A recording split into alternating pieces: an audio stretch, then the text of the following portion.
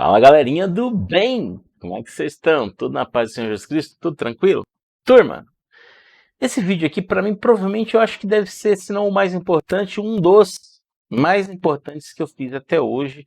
E por que ele se faz necessário? Porque eu tenho recebido muitas perguntas. E curiosamente, nem sempre são aí na parte de comentários, que eu também quero que vocês sempre comentem aí, que deixem like, que se inscrevam no canal e divulguem isso.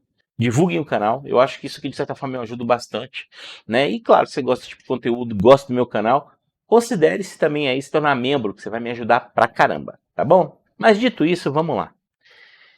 Muita gente me pergunta, e essa pergunta ela tem ecoado, e eu falei, cara, eu preciso trazer um vídeo tentando explicar algumas coisas. E por incrível que pareça, quando eu trago um vídeo aqui mais detalhado, tentando explicar principalmente questões mais técnicas, eu acho que no final das contas as pessoas se confundem mais. E eu vou tentar não causar mais confusão aqui do que vocês já devem ter na cabeça. Que hoje nós temos uma infinidade de marcas, infinidade de modelos, infinidade de bases de direct drive no mercado. O que não é ruim, é bom. A gente quer que popularize, ainda tá caro, tem que se tornar mais barato, mas eu acho difícil, mas a gente fica na vontade que isso aconteça. Mas o que eu quero aqui é tentar explanar algumas coisas para que quando você decidir comprar aí o teu equipamento, você tenha mais clareza do que você está fazendo, ok? Então, eu vou começar aqui falando um pouquinho do que é um sistema que eu uso, né? E por que que eu vou falar desse sistema no caso da VESC? Para tentar dar um contexto para chegar onde eu quero aí no conjunto geral das ideias. A VESC, que é uma plataforma que a gente utiliza, né, ela é usada em trocentos mil lugares aí. Vocês podem ver aqui que ela serve para infinidade de coisas. É uma tecnologia bem interessante. Mas por que ela para a gente é tão interessante, tão fascinante? Com a VESC, ela me dá a possibilidade de fazer configurações muito mais refinadas de como o meu motor vai trabalhar. Por exemplo, isso aqui vai ser mais... A galera do DAI vai entender melhor. Se você tem um ODrive ou Odesk, você sabe que você não tem muito detalhe. Você fica preso ao firmware. E guarde essa questão do firmware, que mais para frente vai ser importante, que eu vou falar sobre ele. Então, o que, que acontece? Você tem lá, você montou seu equipamento, você tem a VESC. Essa VESC aí é você vai fazer todo o refinamento.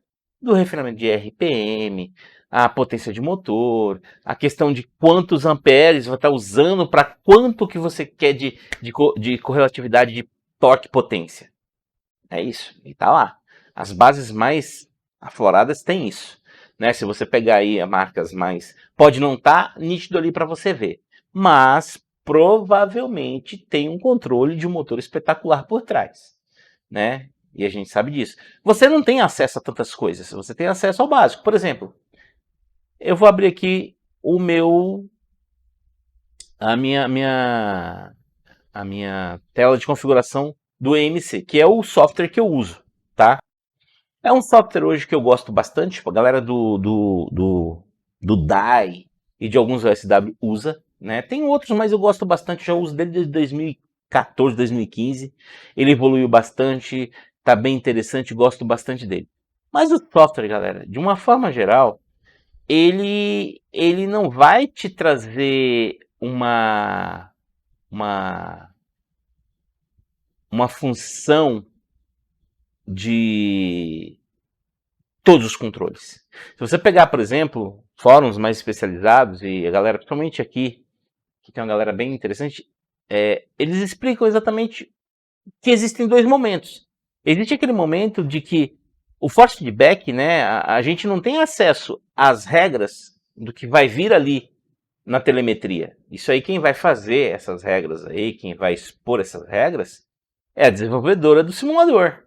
Não somos nós. A desenvolvedora vai fazer isso e você vai ficar à mercê dela. O que que você vai te cabe aqui, né? É justamente aqui, como ele fala aqui, ó, que a maioria das pessoas aqui sabe que as partes ajustáveis pelo usuário são efeitos de force feedback. O resto não é ajustável pelo usuário. Porra. Isso é claro, não precisaria estar falando isso, mas é assim. Haja vista que, se você for ver, nós tivemos, quando saiu aí a atualização, por exemplo, do iRacing, não sei qual que foi, viram lá que a Fanatec DD de 20 Newton, pelo firmware está 16 Nm. Por quê? Porque quando você faz a configuração por firmware, tudo fica à mercê daquilo que é feito. Por exemplo, lá em 2020, houve essa redução de versões de potência nas bases, aí que inclusive o pessoal da Simicub fez, e eles foram lá e falaram, tá lá, houve sim a redução. E como ele diz, como o Mika diz aí, a maioria não tem nem como ter ideia. E nem tem como perceberam porque um inscrito lá achou. O cara foi lá, ele pegou as fontes dos modelos novos, porque antes, para quem tinha a Simicub mais antiga, ela vinha com o Simicub 2 Pro, vinha com 2 fontes. Isso estava incomodando demais o usuário. Aliás, eu acho curioso, o usuário se incomoda com muita coisa. Por exemplo, eu tenho uma base aqui da Zilk Garage e eu tenho uma controladora. Eu já ouvi críticas à controladora muito grande. Cara, tem um motor muito grande aqui. Tem uma fonte que tem que fazer esse negócio funcionar. Eu não gosto das coisas muito compactas. Isso é gosto meu, não é, né? É claro, se tivéssemos tecnologia, provavelmente, para fazer, por exemplo, Simicub, é tudo compacto ali. Mas existe toda a engenharia, uma tecnologia possível para isso. Em OSW é um negócio mais complicado, porque ele ia custar muito mais caro do que ele é. E eu quero ter uma experiência muito boa, com equipamento muito bom, extraordinário. Não me incomodo se a eletrônica está numa caixa maior. O Edson, não me incomodo. Mas é de cada um. E é por isso que é fantástico ter tantas opções no mercado. Certo? Mas o que eu quero mostrar aqui ainda é que tudo depende de programação. Tudo depende de software, tudo depende de firmware. É evidente, se a gente for falar de software, que nem se eu for comparar, por exemplo, o software, por exemplo, que eu uso do meu sistema aqui, cara, ele é assim, ele supre a minha necessidade daquilo que eu preciso, o refinamento dos eixos principais, porque todo outro trabalho o Zuc já fez lá na VESC, a VESC já está aqui lindamente configurada, com RPM, com potência, com a coisa toda. Aqui é só para eu fazer um controle mais refinado, é claro, e integrar a minha base ao simulador. Eu preciso desse software. Esse aqui é que faz a minha integração. Se eu vir aqui, por exemplo, eu tenho aqui as minhas integrações que são feitas, ok? Beleza? Agora, existem softwares espetaculares. Por exemplo, o Sim Experience. Ele tem o...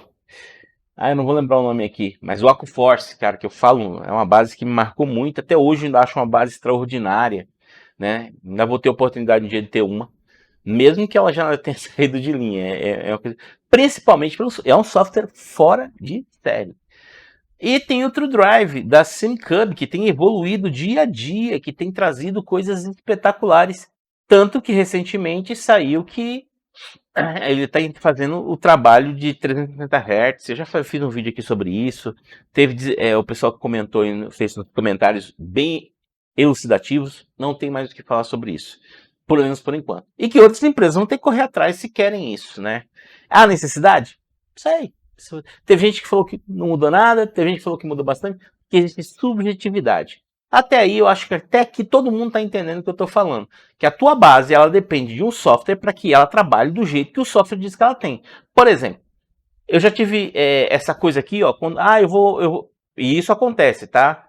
E aí é onde eu falo, tem coisas que não tem como responder para vocês. Por exemplo, quando eu coloco aqui, ó, Strange em 100, eu estou colocando 100 dentro do eixo, mas qual é a configuração que está lá no meu firmware?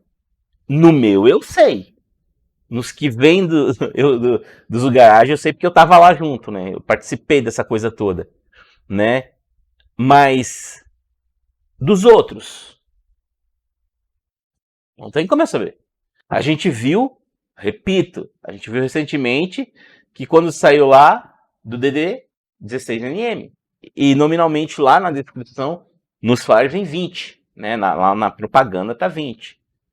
Você vai saber a diferença? Esse é o problema, você não vai ter noção do que é a diferença de uma base desse poder 16, 20. Agora, bases menores, é natural, galera, ela vai esquentar. Principalmente se você for instalar no lombo dela, ela vai esquentar, não tem como, não tem como. Porque, veja, a gente está falando de motor desse nível aqui, ó. Eu vou mostrar aqui para vocês. Quando eu falo de um motor desse, cara, eu vendo as especificações dele, é assustador o que eu vejo aqui, por exemplo. Eu estou vendo um motor de 11.5 aqui de retenção, mas ele pode chegar a 34 de pico. E aí entra uma coisa bem interessante, galera. No AV a gente precisa de várias coisas, mas a disponibilidade de pico de torque, ou seja, aquele pico que vai te deixar ali na aceleração, quando você entra ali na curva ali que você está sentindo as coisas, vai fazer uma diferença muito grande, principalmente em questão ao teu grip. O suporte do software, né? Como é o suporte do software, né? Então, eu acredito hoje que, de uma certa forma, é uma coisa que, se você pegar cada marca aí, Fanatec, o Moza, a Simicub, aqui é diferente. Uma coisa é quais software me dá mais recurso. Tem software, por exemplo, que você mapeia, ele te dá telemetria, são recursos. Não quer dizer se é bom ou se é ruim, é recurso. O outro é o suporte do software, como ele consegue interagir isso com você e principalmente como a empresa por trás disso responde a uma atualização, responde a uma condição que ou um simulador saiu no mercado ou um simulador antigo, houve variações. E principalmente confiabilidade. Quando a gente fala de confiabilidade, galera, tem uma coisa que não tem como ficar de fora, que é motor. Isso aqui é só ilustrativo, hein? Não vai pegar o número que eu tô pondo aqui e sair comprando. Isso aqui é ilustrativo, pelo amor de Deus. Eu não tô sugerindo nem indicando nada, não. Eu tô fazendo... É para vocês terem entendimento que quando você for fazer uma compra, você precisa olhar algumas coisas que eu pretendo falar. Agora sim, eu pretendo falar aqui no vídeo. Que você tem que definir para você o que é melhor para você. O dinheiro que você quer gastar. Porque se eu for expor o meu gosto, ele é diferente do seu.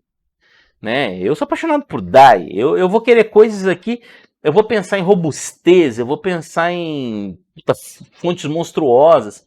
Que de repente para você não é. Porque quando eu estava com o MIG, e cada detalhe que eu fui colocar, fonte, eu exagerei em algumas coisas, eu confesso. Mas que fazia sentido para mim. Você entende? Então, mas aí é o meu gosto. Eu acho isso extraordinário. Mas eu quero que você pense fora da caixinha no sentido de que, cara, o que eu devo olhar na hora de eu decidir comprar uma base? Cara, tem muita coisa que você tem que decidir. Pra galera que tá fazendo aí os seus DAI da vida, e eu sei que a galera tá indo muito em cima do Hoverbird, e eu já recebi várias críticas em relação a isso, porque eu não posso comparar, mesmo que proporcionalmente, isso aqui com isso aqui. Por quê? Eu tenho um motor que vai a tantos milissegundos de torque por um tempo muito maior do que isso aqui vai. Funciona, é legal, mas precisa saber que existem limites, ok? É a única ressalva que eu sempre faço. E a galera tem feito, eu estou fazendo o meu, na verdade eu dependo de pessoas para fazerem, então o meu tá lá, eu já comprei todo, está tudo bonitinho lá. E certamente, quando eu tiver com os dois, quando eu tiver com ele aqui, aí eu posso pegar e fazer comparativos que eu tenho certeza absoluta que vai ser enriquecedor para todos. Que aí eu posso pegar minha base, eu posso trabalhar na mesma proporção ou acima, enfim. E aí eu posso falar para você, cara, é possível ou não é possível. Mas baseado em suporte que eu já dei, né? E normalmente, galera, quando você precisa de um suporte mais específico, em se tratando de force feedback seu equipamento, eu faço, sim, tem um valor que eu cobro, sim, a hora, né? E eu vou levar o seu equipamento a testes que vai mostrar se aquilo que estão te falando é verdade ou não. Normalmente não suporta, tá? Não vai suportar. Porque é natural, não tem como. Porque ou você vai chegar num limite em que você vai pôr o motor em risco, ou você vai chegar num limite que você vai pôr a eletrônica em risco. Porque existe um limite. E um limite deste motor é bem menor que o limite que o motor desse aqui, tá bom? Mas vamos focar aqui no que eu gostaria que vocês entendessem. Vamos lá. Primeira coisa para você escolher um Direct Drive, tudo é baseado na minha experiência e agora eu vou passar a minha opinião que é uma sugestão para você. A primeira coisa que eu recomendo é que você verifique quanto tempo você vai usar isso. Por quanto tempo? Eu tenho uma tabela aqui, deixa eu até ver se eu acho ela aqui, para ficar mais fácil da gente conversar sobre isso. E eu fiz um cálculozinho e eu acho que isso aqui vai ser, eu acredito que ele vai ser interessante e vai te dar um norte aí para você. É uma tabelinha simples, mas é suficiente. Eu coloquei aqui, ó, se você usa 7 horas por semana, eu considero você um cara casual. Por que 7 horas por semana? Porque às vezes você chegou do serviço, e aí você tá lá estressado, você quer desestressar um pouco, você vai lá, você vai ligar, ou você vai andar um pouquinho. Claro, isso vale pra tudo. Por exemplo, eu quando chego muito estressado, eu vou lá ligar meu videogame. Mas aqui eu tô pensando na galera que tá... porque assim, a gente tem públicos hoje. O cara que quer ser competitivo, e tem o cara que não quer competitividade. Quer dizer, ele até quer. Por exemplo, eu vou dar um exemplo. Eu tô correndo as séries lá do AMS2 no Racecraft. Vou fazer até um vídeo sobre isso que eu achei bacana demais. Cara, eu vou lá, o que eu me preocupo? Na semana eu vejo a pista, aí eu pego um dia da semana, treino com quando eu tenho à noite eu vou lá, nem que seja de madrugada, tá todo mundo dormindo, eu fico 2 horinhas lá treinando, né? Por quê? Porque quando chegar no domingo, eu vou ter, ou no sábado, que eu tiver disponível, dependendo de como tiver a minha situação, eu vou andar e vou fazer a corridinha, né? Cara, pouco importa se eu vou chegar em primeiro, o que eu quero é correr, disputar com quem está ali próximo de mim, e não estou muito preocupado em ranking, essa coisa toda. Tanto que depois eu mostro para vocês. Mas, para mim, é importante a experiência do carro. E aí é complicado, porque para mim não adianta só eu colocar uma base muito limitada, que não vai me entregar a experiência que eu estou procurando. Até porque eu já tenho passado um monte de coisa. Então, eu uso, se bobear, menos 7 horas por semana. Mas a experiência de direção faz diferença para mim. Você tem que pensar nisso também. Então, continuando aqui. Se você é um cara casual, você usa 7 horas por semana e tal, cara, uma base... Eu fui até exagerado aqui. Uma base de 3.9 a 12, eu acredito que vai suprir você. Então, você vai ser um cara que vai usar com coerência, né? Você vai ter a recomendação do fabricante para usar os eixos lá em 60% a 70%, né? Você não está atrás de uma experiência de direção. Você quer ter aquela coisa de, pô, eu posso ter a possibilidade de dirigir uma Porsche GT4, eu vou brincar lá. Ok, exatamente, brincar. Quando a gente está passando aqui pro amarelo aqui, ó, já é uma galera mais entusiasta. Esse entusiasta que eu tô falando aqui é aquele cara que já quer chegar, que já começa realmente a pensar que ele pode ter um pouco a mais, né? Que ele pode ter experiência a mais. E ele já passa ali, vamos ver, umas 14 horas por semana, que já não é para a maioria de nós, né? É para uma minoria, pelo menos para mim, né? Que trabalha fora, filho, esposa, essa coisa toda, e estuda e complementa porque precisa. Então, já começa a ficar um negocinho, e aí eu coloquei uma base de 15 a 17, porque nessa galera, normalmente eles estão no iRacing, eu já falei aqui, cara, na minha humilde opinião, pro iRacing eu não recomendaria de forma nenhuma uma base abaixo de 16 Nm, mas de jeito nenhum, minha opinião, mas claro, aí é a necessidade de cada um. E por que eu falo isso? Porque o iRacing tem características diferentes, ele tem principalmente a questão do force feedback dele,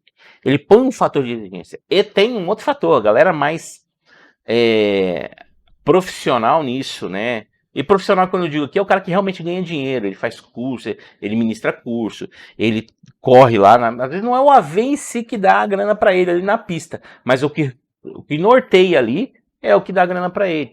Provavelmente vão te orientar pro torque e tudo mais, tá? Agora, se você já é um piloto aí que já tá partindo pro profissional aí, velho, você tem que gastar mesmo. Você é o cara que já tá ganhando dinheiro aí com a AV, tá ficando 30 horas por semana, que é pouco, né? Tem gente aí que... Ali não é 30, é mais que 30. Né? Tem a galera aí que fica 10, 12 horas, 5 horas, 6 horas por dia na frente do cockpit. Não dá para ser qualquer base, não dá para ser qualquer motor, porque vai queimar. Eu coloquei ali maior de 17. Minha opinião é porque é de 20 para cima, cara. Minha opinião. tá? Essa é a minha opinião. Se ela tá certa ou não é a minha opinião, eu respeito a de cada um, mas para gastos como vocês querem fazer aí, eu acho que faz sentido, tá? Então a primeira coisa, qual que é? Qual o tempo que eu fico e como eu vou usar isso? Agora, aqui, indiferente desses três aí, tem uma coisa que aí entra a minha condição. Eu quero uma experiência. Cara, quando eu pego, por exemplo, lá no AMS2, lá no Assetto Corsa Competition, ou lá no iRacing, eu pego lá uma Lotus, eu quero uma experiência. Não vai ser igual? Lógico que não. Mas eu sei que uma Lotus tem um torque descomunal. Eu sei que quando eu desacelero, o meu carro vai torcer e a direção vai responder a isso. Então, para mim, não tem como eu ter um equipamento menor do que eu tenho hoje. Tem que ser de 17 para cima. Ah, mas você não é profissional. Não, do AV eu não sou mesmo. Nem tenho interesse. Isso aqui para mim é um hobby. E se você tem um hobby pensando na mesma característica que eu, certamente você vai querer um equipamento muito mais arrojado, muito mais robusto nessa questão de pico de torque. Acredite, você vai querer. Porque senão vai acontecer o que eu estou vendo muito aí. Vieram me perguntar, pô, por que tem tanta base de 9, de 10, de 5 à venda? Porque normalmente o cara compra na expectativa sem entender o que é um Newton metro, e aí ele faz o quê? Ele vai lá e sai comprando. E aí ele vê que não, quando ele começa realmente a se aprofundar no carro que ele quer, nas pistas não é aquilo que ele quer, aí a coisa degringola. Mas para a gente não estender muito aqui, vamos lá. Sabedoria para escolher, o primeiro passo é os horários. Outra coisa que você deve olhar, aí fica a critério, se você vai importar, se você vai comprar aqui no Brasil, tá? Galera, agora a minha opinião. Se você vai comprar aqui no Brasil, hoje tem aí a Azul Garage, a Pro Race e a Hell Drive. Essas fazem OSWs e essas fazem produtos de garantia, suporte e tudo mais. Não estou dizendo que você tem que comprar delas, estou dizendo que tem a galera do DAI. A galera do DAI normalmente faz para si próprio. A gente tem por exemplo, lá no Telegram, se você não faz parte, você pode entrar lá. Tem um pessoal que ele vende o quê? Ele te dá aquela parte do suporte, né? Ajuda você a ter vende o motor para você. Ai, caramba. O Euler, por exemplo, eu vou comentar ele aqui, que ele faz um trabalho legal lá na comunidade. Então ele já faz as usinagens, o suporte para colocar as coisas, e ele vende isso para você, mas ele não vende isso montado para você. O que eu acho bacana, porque quando você pensa em fazer montado, tem outras características que você tem que pensar bem. Que, como eu participei de pelo menos 2 aí, ou mais, vendo como tudo isso é feito, é muito trabalhoso. E é muito arriscado. É muito arriscado mesmo. Tem que saber o que está fazendo. Se não sabe, vai dar ruim. Vai dar muito ruim. Então, ouça, pergunte, converse. Ah, você tem que equipamento, como tal. Por que, galera, eu tô te falando isso? Se você pegar um equipamento mal configurado, com fonte, torque e tudo mais, você não tem. Você está vindo um Logitech, você não vai entender o que é uma força. Você vai achar que aquilo que você está pegando é muito mais poderoso que o seu Logitech, mas ele não está entregando aquilo que ele deveria entregar. Tá? Então tem que ter cuidado com isso. Estou falando isso para você não investir seu dinheiro e depois você ter que reinvestir. Investir não, né? Você gastar o seu dinheiro e depois ter que gastar novamente. Então, horário e a questão de entendimento. Ah, então beleza. Eu não vou comprar do Brasil, porque do Brasil então eu vou trazer de fora ou vou comprar de um importador. Aí entram outros detalhes. Por mais que a importadora te dê toda a segurança, confiabilidade e tudo mais, a gente bate na tecla daquilo que eu estava falando agora há pouco. Eu vou pegar um motor de quanto? Você não pode pensar... Cara, para resumir, eu vou pegar um motor de... Eu vou pegar uma base de 20. Ah, mas tudo bem, mas eu não vou usar 20. Nem deve, se você não quiser. Usa 10. Possível, usa 5. Porque se eu pegar qualquer base abaixo disso, eu não vou ter como usar. Eu peguei uma base de 9, porque provavelmente eu não vou usar 9. Eu vou usar ali 4, 3. Essa é a expectativa. Porque se você está pensando em pegar uma base de 9 para trabalhar com 9, tá errado. Simples assim. Direto e curto e grosso. Tá errado. Vou usar poucas vezes, vez ou outra, tenho criança que vai brincar, vou usar ali pouco, da base, nunca vou usar 100% do que o equipamento me proporciona e não estou muito interessado em experiência de direção, em detalhes. Cara, sentindo um pouquinho a pista, sentindo um pouquinho o carro para mim, tá bom? Beleza. Se não, galera, não peguem nada abaixo de 16. Na minha opinião, é isso, tá? O que mais eu tenho que falar para vocês em relação a isso? Questão de confiabilidade, principalmente motor, galera. O motor tem que aguentar a pancada. Outra coisa que vocês têm que tomar cuidado aí é suporte e garantia, né? Não adianta nada também você pegar um negócio que tem suporte, que tem garantia, mas não tem um suporte depois. E sempre verificar com quem já tem. Porra, cara, assim, vocês estão dentro de uma comunidade. Converse com quem já tem. O cara tem uma base, sei lá, da ProRace. Converse com ele, vê a experiência dele. Eu tenho uma base do garage. Conversa comigo, conversa com o pessoal que já tem. Tem da Real Drive, conversa com quem tem. Agora, existe equipamento ruim? Depende. Né? Se a gente, eu vi algumas aí que saiu da Camus, por exemplo, que inclusive lá fora e aqui mesmo o pessoal não tá vendendo, aquela de 12, eu acho, tá dando um monte de BO. Aí sim, que foi uma engenharia errada e tal. Mas tirando isso, cara, é a questão de você escolher, se baseie naquilo que você vai fazer o uso. Para você não se arrepender depois. E principalmente para você não ter mais experiência. Porque se você tiver mais experiência, isso vai afastar você do AV. Isso vai broxar você, vai desmotivar você. Tá? Então, antes de ir lá e gastar o seu dinheiro, faça uma notoriedade. Faça notoriedade foi demais, né? Procure quem já tem equipamento, porque ele vai ter notoriedade para falar. Principalmente quem pagou pelo equipamento. Quem ganhou, nem sempre, não estou dizendo que o cara não é honesto e tal, mas nem sempre, quando eu digo que ganhou, é questão de marketing, tá? Porque o cara pode estar fazendo marketing ali. Quando você paga, por mais triste que seja, eu comprei, tá dando um monte de coisa, você vai falar para quem talvez você não exponha publicamente, mas você vai falar para a pessoa que está comprando, que está adquirindo, tá bom? Então era isso que eu queria deixar aqui para vocês. Eu espero que o vídeo não seja mais confuso, não confunda mais vocês. Pelo contrário, esclareça. Mas eu acho que deu para entender bem, né?